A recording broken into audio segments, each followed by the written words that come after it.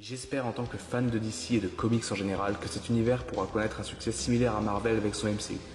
Certains me diront que je rêve un peu, mais je ne perds pas espoir. Justice League est un film de super-héros comme les autres, alors que non, il n'aurait pas dû être un film de super-héros comme les autres. Dans Man of Steel et Batman v Superman, Snyder a apporté une vision bien particulière des super-héros, et particulièrement Superman, questionnant sa place dans la société, les conséquences de ses actions, le tout sur un ensemble assez sombre et sérieux. Justice League aurait pu être la conclusion de cette trilogie, si on peut dire, autour du personnage de Superman. J'aime le DCEU, et même si l'univers souffre de beaucoup de choses, notamment les décisions douteuses de la Warner ou certains acteurs indécis, et une fois la version longue vue, c'est là que j'ai réalisé à quel point j'adorais vraiment, mais vraiment ce film. La partie univers partagé est clairement foutue, je pense. Ce sera très difficile de rattraper tout ça après les choix douteux de Warner, entre autres.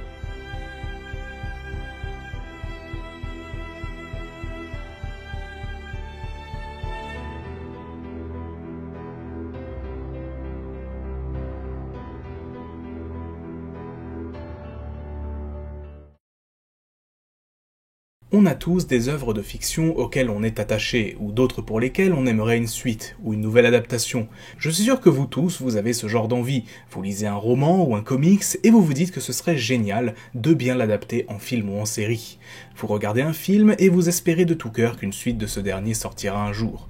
Bien sûr, certaines œuvres n'appellent pas de suite ou d'adaptation. Si je prends l'exemple du cinéma, mon film préféré est Interstellar, et pourtant je ne pense pas qu'une suite lui soit nécessaire.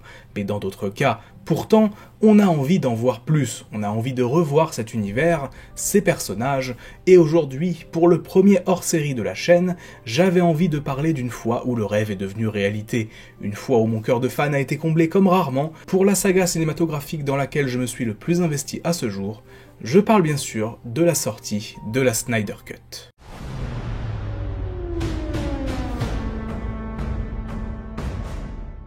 Vous savez, je n'ai pas toujours parlé que de Transformers sur ma chaîne. Durant les 2 premières années d'existence de cette dernière, je parlais de divers sujets de pop culture, et j'ai parlé à de nombreuses reprises de DC Comics, et en particulier du DC Extended Universe. J'avais même sorti une vidéo intitulée « Le DCEU est mort », quelques mois après la sortie de Justice League, vidéo qui avait beaucoup fonctionné à l'époque d'ailleurs. Bref, voilà, ceux qui me suivent depuis longtemps savent l'attachement que j'ai pour les films DC, et donc savent pourquoi j'ai été si heureux à l'annonce de la Snyder Cut.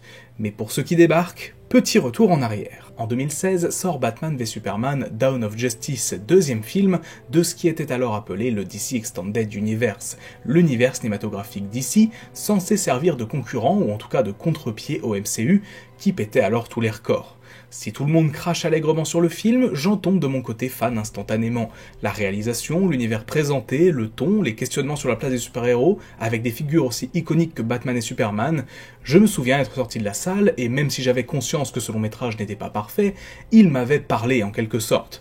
Pourtant, je n'étais pas un énorme fan de comic books à l'époque. Je n'avais alors lu que 2 comics chez DC, 2 comics majeurs, à savoir les très célèbres The Dark Knight Returns de Frank Miller et The Killing Joke d'Alan Moore, et le reste, c'était majoritairement des comics Transformers de mon côté.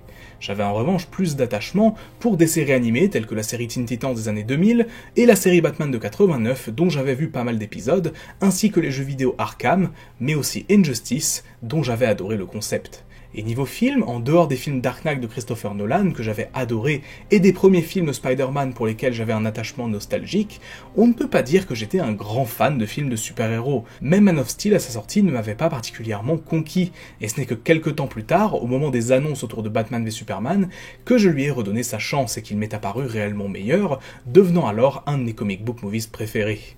Donc en soi, je n'étais pas un énorme aficionados de comics, mais j'avais suffisamment de base, disons, je n'étais pas ce genre de personne. Who's your favorite Marvel Comics hero? Mine is Superman. Remember the motto? With great power comes great responsibility. À la sortie de la version longue de BVS, le long métrage passa pour moi de film que j'avais adoré à tout simplement un de mes films préférés, tant ces 30 minutes de film en plus, coupés par Warner au moment de la sortie en salle, apportaient de la fluidité à l'ensemble. J'étais tellement dans un mood DC Comics en permanence à l'époque que j'ai, lors de mon premier visionnage, pensé que Suicide Squad était correct, c'est dire.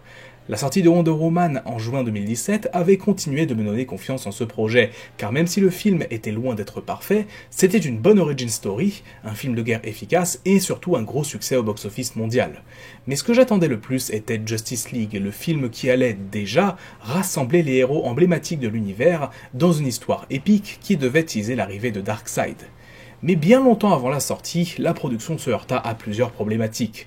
Déjà, le concept même du film rassembler 6 héros, dont 3 que l'on n'avait pas encore présentés, allait représenter un défi narratif certain et ouvrait donc la porte au ratage.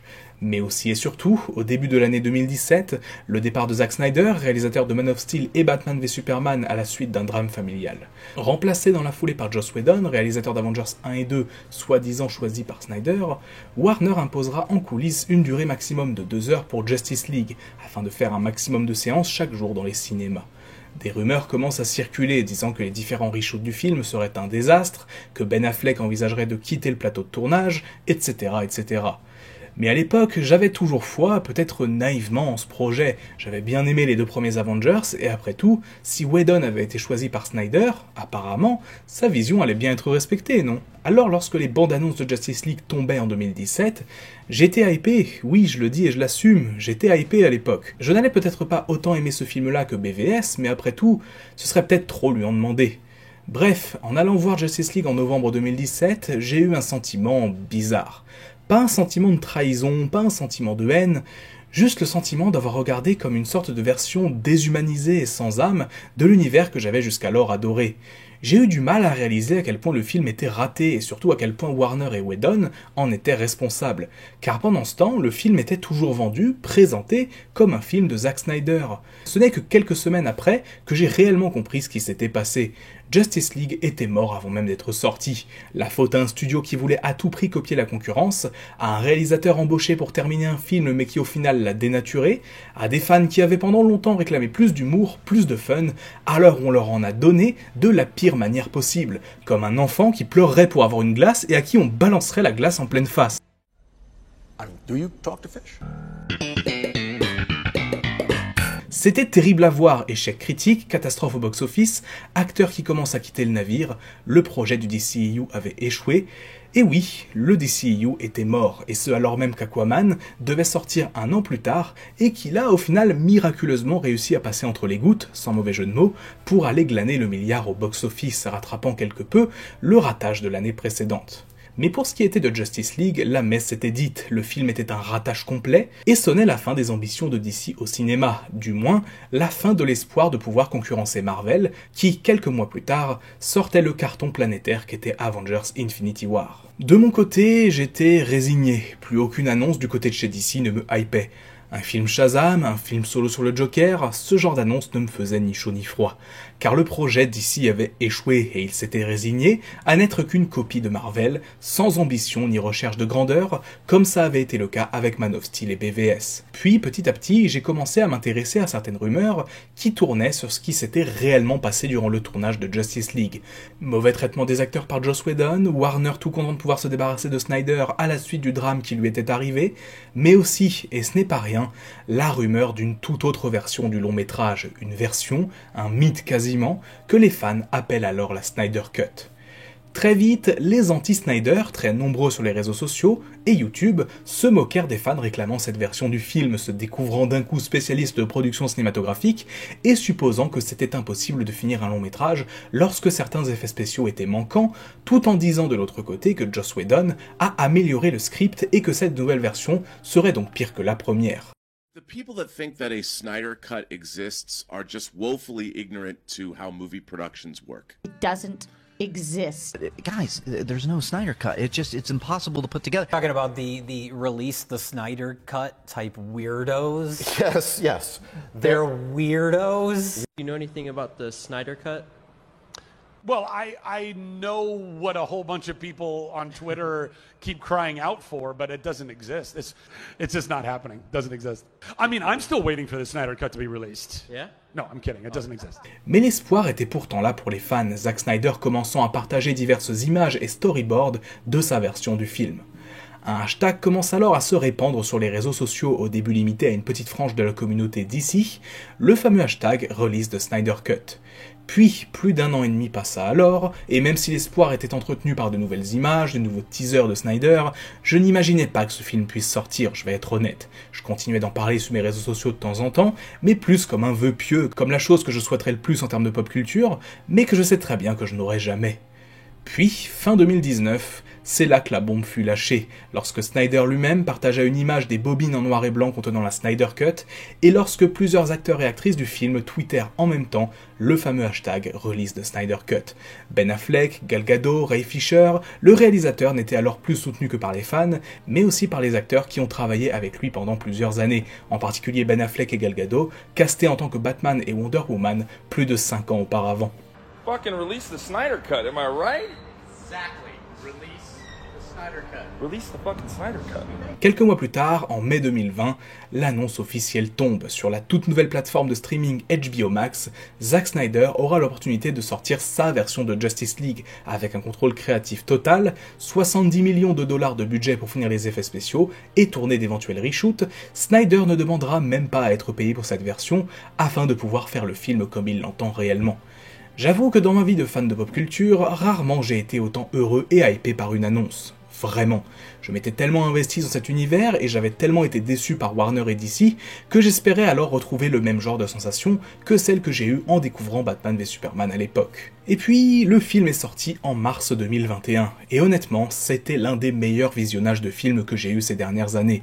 Et pourtant, c'était sur un PC portable dans mon lit le matin en étant fatigué, mais ça ne m'a pas empêché de me prendre une belle claque. Enfin, une claque, oui et non, car j'avais des attentes pour cette version du film, donc je n'ai pas été si surpris que ça, mais toutes mes attentes ont été comblées à un tel point que j'en demandais encore une fois le générique de fin arrivé, quand bien même le film faisait déjà 4 heures. Le développement de Cyborg, Flash qui devient enfin un héros compétent, Superman qui ne sert pas de Deus Ex Machina à la con à la fin du film pour rendre les autres personnages inutiles, Steppenwolf qui a enfin un peu de personnalité, tout ce que j'avais pu reprocher à la version de Whedon a ici été corrigé par Snyder. Je ne suis pas ici pour faire une critique approfondie du film, beaucoup de monde l'a déjà fait, et je ne pense pas avoir beaucoup à apporter à ce niveau, je ne fais que décrire ce que j'ai vu et ressenti sur le moment. En voyant ce que beaucoup appellent maintenant Justice League, la version Justice League de 2017, j'ai eu l'impression de voir une version zombie sans âme de l'univers que j'aimais tant. Dans la Snyder Cut, j'avais enfin la véritable suite de Batman v Superman, en cohérence thématique et esthétique avec le film précédent. Donc même si la Whedon Cut avait peut-être 1 ou 2 dialogues bien écrits au milieu d'une dizaine qui n'avaient aucun sens, ça n'en reste pas moins un film malade, syndrome des plus gros problèmes présents chez Warner et DC, et plus largement dans toute l'industrie hollywoodienne.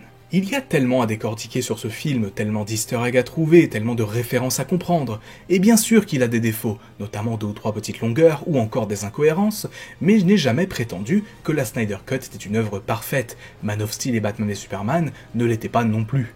En revanche, ce que le film a et que beaucoup trop de productions hollywoodiennes peinent à avoir aujourd'hui, c'est une véritable identité et un style identifiable. Man of Steel, BVS et Justice League sont dans une continuité claire les uns par rapport aux autres, tout en ayant chacun des différences. Et les revoir les uns à la suite des autres nous fait réaliser le nombre de parallèles et d'éléments intelligemment introduits auparavant. Maintenant, voilà, tout cela n'est que mon ressenti, et bien que j'ai vu la Snyder Cut 5 fois depuis sa sortie, je ne pense pas encore avoir tout décortiqué du film, et c'est ça que j'aime dans cette saga. Ce ne sont peut-être pas des films parfaits, mais ce sont des films dans lesquels j'ai envie de m'investir, dont l'univers est intelligemment construit, et où les références sont nombreuses. Pour dire, encore aujourd'hui, je découvre des easter eggs et des références dans les dialogues ou dans certains plans de Batman v Superman, alors que j'ai dû voir le film au moins une quinzaine de fois. Mais en parallèle des annonces sur la sortie de la Snyder Cut, certaines choses sont remontées au grand jour, notamment de la part de Ray Fisher, acteur de Cyborg, dont le rôle est central dans la Snyder Cut, là où dans la version de 2017, il n'est qu'un random dont on ne comprend pas trop les pouvoirs et qui traverse le film tel un fantôme. Bon, sur ce point, on pourrait se dire que c'est un mauvais choix scénaristique, que d'autres personnages ont subi le même sort dans ce long métrage. Mais non, ça ne s'arrête pas là. Joss Whedon et Geoff Johns, le premier ayant réécrit et re-shooté le film et le second étant auteur chez DC et producteur, ont tous les deux fait preuve de racisme et ont traité les acteurs de façon misérable. Whedon, notamment, a été accusé de comportement abusif par Fisher, ce dernier étant soutenu par la suite par Jason Momoa et Kingsley Clemons, cette dernière jouant Iris West dans la scène introduisant Flash, et ayant été coupée par Whedon dans la première version de Justice League, rendant l'introduction de Flash un peu bizarre d'ailleurs. Quelques mois plus tard, ce sera au tour de Gal Gadot de témoigner et de décrire les menaces que Whedon a eues à son égard. Il l'aurait en effet menacé de mettre fin à sa carrière si elle ne tournait pas certaines scènes qu'il lui imposait, qui étaient selon elle en contradiction avec son personnage. Elle obtiendra d'ailleurs apparemment gain de cause lors du tournage de la scène où Flash se retrouve couché sur elle, une scène complètement débile et qui n'avait rien à faire là, sa doublure ayant accepté de tourner le plan large à sa place. Et là, d'un coup, ces rumeurs de reshoot désastreux qui avaient déjà émergé en 2017 se révèlent comme visiblement vraies. Si on les suit jusqu'au bout, cela voudrait dire que Ben Affleck envisageait bien de quitter le plateau de tournage et que Joss Whedon a sciemment et volontairement démoli le travail de Snyder, comme suggéré par beaucoup de personnes.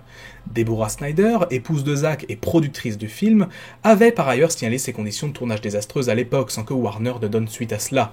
Pire, le studio semble même se ranger sans souci du côté de Whedon en lui donnant l'opportunité de faire sa propre série sur HBO Max, mais aussi et surtout en virant Ray Fisher, qui devait à la base apparaître dans le film Flash. N'hésitons pas à le dire, il y a ici un énorme souci de racisme, surtout quand on sait pourquoi le personnage de Cyborg a été minimisé dans la version de 2017. Car, je cite, « Il ne faut pas montrer une personne noire en colère ». Et au moment de la révélation de ces infos, qu'est-ce qu'ils annoncent pour noyer le poisson? Un film sur un Superman noir pour se la jouer ultra progressiste, alors qu'en coulisses, c'est tout l'inverse qui se passe. Et le pire, c'est que certains fans de DC se rangent volontiers du côté de Warner, juste par esprit de contradiction vis-à-vis des fans de Snyder, jugés toxiques par moments. Alors, on ne va pas y aller par quatre chemins. Oui, la communauté de Zack Snyder, et en particulier depuis le mouvement Release the Snyder Cut, peut être assez toxique par moments. Il faut dire, c'est un peu un risque quand une communauté repose beaucoup sur les gros mouvements sur Twitter, à base de hashtags et de slogans. Mais en même temps, j'ai envie de dire que chaque grosse commu de fans a ce genre d'individu. Cette minorité de fans qui va cracher sur tout ce qui n'est pas du Snyder, ou qui va harceler des personnes qui ne pensent pas comme eux, c'est le genre d'énergumène qu'on retrouve dans toutes les commus. Marvel, Star Wars, Transformers, etc. Mais puisque de base Zack Snyder est un réalisateur qui a une base assez solide de haters, le comportement de certains de ses fans ne fait que renforcer ce sentiment. Moi-même, qui ai beaucoup suivi l'évolution du mouvement via Twitter et qui suis énormément de comptes liés au Snyderverse sur le réseau, ça m'est arrivé effectivement d'arrêter de suivre certaines personnes, car je les trouvais juste trop extrêmes dans leurs propos, ou juste trop idiotes et pas assez objectives. Il y a effectivement eu quelques personnes appartenant à des mouvances d'extrême droite aux États-Unis qui ont essayé d'utiliser l'image de la Snyder Cut et sa promotion pour mettre en avant leur idéologie nauséabonde. Heureusement, Zack Snyder lui-même s'est désolidarisé de ces personnes, mettant au placard cette idée selon laquelle ce serait un énorme facho au passage. We're really not affiliated with Geeks and Gamers as far as I'm concerned, and I really just want to make that clear. And I also want to just say, in light of recent events, I think we really, if Justice League teaches us anything, it's about coming together, and there's no room for hate. I just really want to put that out there that we all, there's no room for hate, and that's just what it's about. Maintenant, il ne faut pas oublier que si le mouvement des fans de Snyder est aussi puissant et réactif, en particulier ses fans les plus sincères, c'est aussi à cause de tout ce qui a pu se passer en coulisses chez Warner et DC. Et à choisir entre une communauté de fans qui se laisse parfois emporter et une grosse boîte de production qui a couvert les agissements d'un réalisateur toxique et fait preuve de racisme dans ses rangs, le choix est vite fait. D'autant plus que durant le mouvement Release the Snyder Cut, plus de 250 000 $ auront été récoltés via une cagnotte à destination des associations pour la prévention du suicide, un mouvement qui aura beaucoup touché les réalisateurs. Parallèlement, du côté de Warner et de ce qui restait plus ou moins du DCEU, les choses sont assez mitigées. Depuis le succès d'Aquaman fin 2018, le DCEU n'a fait qu'enchaîner les films soit mauvais, soit qui n'ont pas marché. Shazam est finalement passé assez inaperçu, n'a pas rapporté tant que ça, et est-ce qu'on peut qualifier de film terriblement moyen? Birds of Prey a été plutôt bien reçu au départ, mais n'a vraiment pas fonctionné au box-office malgré la mise en avant, parfois à outrance, du personnage de Harley Quinn. Wonder Woman 84 a été un énorme plantage critique, et plus récemment, The Suicide Squad, s'il a bien été reçu par la critique, n'a clairement pas assuré au niveau du box-office, même si l'on prend en compte HBO Max, où même là, les résultats ne sont pas fulgurants. Alors qu'en parallèle, Joker, film sombre et indépendant du DCEU, a été un succès planétaire et un véritable phénomène de société, et les premières images de The Batman, là aussi en dehors du DCEU et avec Robert Pattinson dans le rôle du héros, font saliver tout le monde pour leur esthétique mature et premier degré. Est-ce que ça voudrait dire que le vent a tourné? Est-ce que maintenant les gens attendent plus de sérieux chez DC? Peut-être, car la Snyder Cut a vraisemblablement suffisamment bien marché pour que l'une des responsables du divertissement chez Warner qualifie le film de phénomène planétaire dans une récente vidéo de promotion. And Batman vs Superman. God versus man. Day versus night. As well as the global phenomenon that is Zack Snyder's Justice League.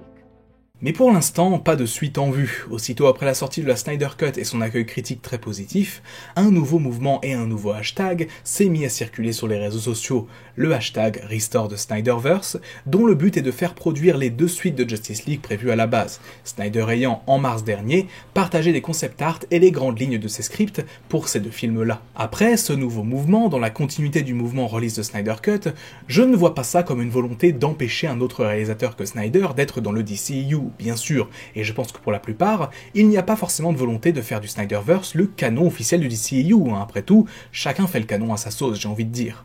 Mais c'est plus un appel aux décideurs de chez Warner et aux personnes en charge des films chez DC qu'il y a potentiellement un public à aller chercher et à satisfaire. Ça peut être au cinéma, ou pourquoi pas sur HBO Max, pourquoi pas même sous forme de série à gros budget, il y a plein de formes que le Snyderverse pourrait prendre, et honnêtement, si jamais Snyder acceptait, par exemple, de finir son histoire pour la Justice League dans une série de 10 épisodes de 45 minutes, je ne verrais pas le souci. Mais voilà, DC insiste beaucoup dernièrement sur le fait qu'ils ne font pas forcément attention à la continuité, que leur volonté est avant tout de faire plaisir aux fans, etc., etc., eh bien justement, c'est là l'opportunité de proposer aux fans qui le souhaitent une certaine vision de DC, de la même façon qu'on a laissé James Gunn apporter sa vision, de la même façon que Matt Reeves va apporter sa vision. Je ne souhaite pas que Snyder soit l'unique décideur chez DC ou qu'il ait les pleins pouvoirs créatifs, je suis sûr que même lui ne le voudrait pas, mais pour moi, le mouvement hashtag Restore the Snyderverse, c'est ça, et j'espère réellement qu'un jour, on aura droit à cette conclusion, peu importe sous quelle forme. Mais vu les dirigeants actuels de Warner, c'est peu probable qu'on y assiste, ces derniers n'ayant même pas recontacté Snyder depuis la sortie de son film en mars dernier, et lui ayant même demandé de supprimer un Green Lantern de la scène de fin du film, comme quoi, la Snyder Cut n'est presque pas la cut définitive du film. Mais qu'importe, très bientôt, il devrait y avoir quelques changements à la tête de Warner justement, avec la fusion à venir avec Discovery, et j'espère sincèrement que tout cela avancera d'ici là. Mais si ça devait ne jamais voir le jour, je serais un peu triste, oui, mais je me dirais qu'on sera quand même allé bien loin. La détermination des fans a permis la sortie d'une version d'un film que beaucoup pensaient inexistante, ou pire que le film de base, après plusieurs années d'un mouvement acharné qui a pu rapprocher des gens, les faire discuter de quelque chose qu'ils ont en commun. Finalement, tout le mouvement autour de la Snyder Cut, c'est aussi ça, c'est un mouvement sans précédent et il est déjà dans les mémoires. Personnellement, la sortie de ce film, c'était l'un de mes rêves les plus fous il y a encore 2 ans. Si quelqu'un était venu me demander il y a 2 ans quels étaient mes rêves les plus fous en termes de pop culture, j'aurais sans doute répondu la Snyder Cut aussitôt, sans doute suivi ou précédé par une adaptation de certains comics Transformers que j'adore, en série animée ou en film par exemple. Mais si pour ces derniers ce n'est pas encore arrivé, pour la Snyder Cut, c'est le cas, c'est réel, et chaque fois que je revois ce film, je repense au moi d'il y a 4 ans, qui avait été hypé puis déçu par un film, et qui aura espéré longtemps pouvoir retrouver un univers qui lui avait parlé, et qu'il avait tant apprécié à l'époque. Peut-être que le Snyderverse est terminé, mais les souvenirs qu'ils m'ont laissés resteront gravés à tout jamais dans mon cœur de fan.